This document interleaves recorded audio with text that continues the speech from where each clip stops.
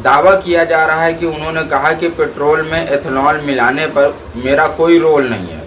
Ethanol blending में किसका फैसला लिया गया? इन्होंने कई बार सार्वजनिक मंचों पर कहा कि भारत को पेट्रोल और डीजल के विकल्पों की ओर बढ़ना चाहिए, लेकिन पेट्रोल में एथेनॉल ब्लेंडिंग गलत अर्थ निकाला जा सकता है। एथेनॉल ब्लेंडिंग के फायदे क्या हैं? सरकार के अनुसार बताएं तो पुराने वाहनों पर अधिक एथेनॉल का असर पड़ सकता है, माइलेज कुछ कम महसूस हो सकती है। लंबे समय में इंजन पर क्या प्रभाव पड़ेगा, इस पर अलग अलग राय है। क्या पेट्रोल में एथेनॉल मिलाने का फैसला नितिन गडकरी जी का नहीं था?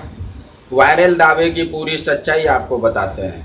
नितिन गडकरी जी कह रहे हैं कि पेट्रोल में एथेनॉल मिलाने का मेरा कोई रोल नहीं है। नमस्कार, आप देख रहे हैं एसडी न्यूज नेटवर्क और मैं हूं आपके साथ आपका शिवम। इन दिनों सोशल मीडिया पर केंद्रीय मंत्री नितिन गडकरी जी कह रहे हैं, एक बयान तेजी से वायरल हो रहा है। दावा किया जा रहा है कि उन्होंने कहा कि पेट्रोल में एथेनॉल मिलाने पर मेरा कोई रोल नहीं है। तो सोचने की बात है, सवाल ये भी है कि अगर उनका रोल नहीं था तो फिर एथेनॉल ब्लेंडिंग में किसका फैसला लिया गया? क्या सरकार इस नीति से दूरी बना रही है? और आखिर एथेनॉल मिलाने से फायदा किसे हुआ और नुकसान किसे हुआ? आइए पूरे मामले को समझते हैं कि एथेनॉल ब्लेंडिंग क्या है। सबसे पहले समझिए कि एथेनॉल एक प्रकार का अल्कोहल आधारित बायोफ्यूल है। इसमें मुख्य रूप से गन्ने, मक्का, अन्य कृषि उत्पादकों से बनाया जाता है। भारत सरकार कई वर्षों से पेट्रोल में एथेनॉल मिलाने की नीति पर काम कर रही थी। भारत सरकार का तर्क है कि इससे विदेशी तेल पर निर्भरता कम होगी, किसानों की आय बढ़ेगी और प्रदूषण भी कम होगा। लेकिन नितिन गडकरी जी की भूमिका क्या रही इसमें? नितिन गडकरी जी लंबे समय से वैज्ञानिक विकल्प एथेनॉल जैसे बायो सीएनजी, ग्रीन हाइड्रोजन और फ्लेक्स फ्यूल वाहनों के समर्थक रहे हैं। इन्होंने कई बार सार्वजनिक मंचों पर कहा कि भारत को पेट्रोल और डीजल के विकल्पों की ओर बढ़ना चाहिए, लेकिन पेट्रोल में एथेनॉल ब्लेंडिंग का आधारित निर्णय केवल सड़क परिवहन मंत्री नहीं लेता है। ये नीति कई मंत्रालयों जैसे पेट्रोलियम मंत्रालय, कृषि मंत्रालय और केंद्र सरकार के समन्वय से बनाई जाती है। इसलिए यदि गडकरी जी कहते हैं कि इस निर्णय में उनका कोई प्रत्यक्ष रोल नहीं था, तो उसका अर्थ ये हो सकता है कि अंतिम नीतिगत निर्णय उनकी ओर से नहीं लिया गया होगा। एक बार ये बयान फिर वायरल हुआ। सोशल मीडिया पर कई लोगों ने इसे गलत अलग अलग संदर्भ में साझा किया। कुछ लोगों ने इसको ऐसे पेश किया कि सरकार अपनी ही नीति से पीछे हट रही है, लेकिन किसी भी बयान को उनके पूरे संदर्भ में देखना जरूरी होता है। कई बार भाषण में छोटी छोटी क्लिप वायरल हो जाती हैं, जिससे गलत अर्थ निकाला जा सकता है।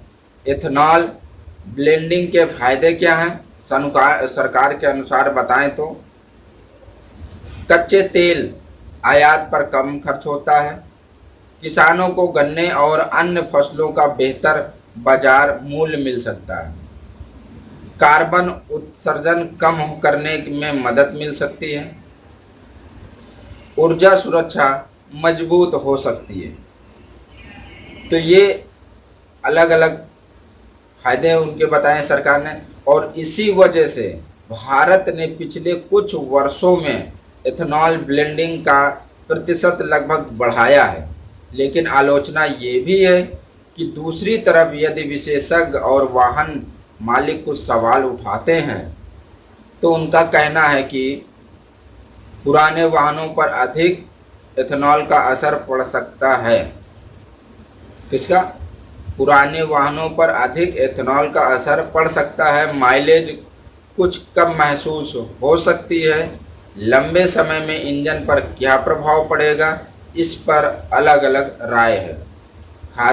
खाद्य विभाग और ईंधन के बीच संतुलन बनाए रखना भी एक चुनौतीपूर्ण है। इन मुद्दों पर सरकार और वाहन निर्माता समय समय पर अपने पक्ष रखते रहे हैं कि राजनीति में क्यों हो रहा है। जैसे ही नितिन गडकरी जी का ये बयान वायरल हुआ तो राजनीतिक बहस भी शुरू हो गई, विपक्ष भी सवाल उठा रही कि अगर मंत्री जी कह रहे हैं कि उनका कोई रोल नहीं है तो जवाबदेही किसकी है। वहीं सरकार का कहना है कि यदि एथेनॉल ब्लेंडिंग एक सामूहिक राजनीतिक राष्ट्रीय नीति है तो जिसका उद्देश्य देश में ऊर्जा सुरक्षा और किसानों की आय बढ़ाना है, तो साफ है कि एथेनॉल ब्लेंडिंग की नीति किसी एक मंत्री का फैसला नहीं बल्कि केंद्र सरकार की व्यापक नीति का हिस्सा है। नितिन गडकरी जी ने कहा कि पेट्रोल में एथेनॉल मिलाने में उनका कोई प्रत्यक्ष रोल नहीं था, तो इससे पूरे संदर्भ में समझना चाहिए कि इसमें वायरल वीडियो में जो दावा भरोसा करने से पहले ये देखना चाहिए कि बयान कब और कहां किस संदर्भ में दिया गया है। इस पूरे मामले पर आपकी क्या राय है, कमेंट करके कमेंट सेक्शन में हमें ज़रूर बताइएगा। क्या एथेनॉल ब्लेंडिंग भारत के लिए एक सही नीति है या इससे जुड़े सवालों पर पारदर्शिता होनी चाहिए? अपनी राय कमेंट बॉक्स में हमें ज़रूर बताइएगा।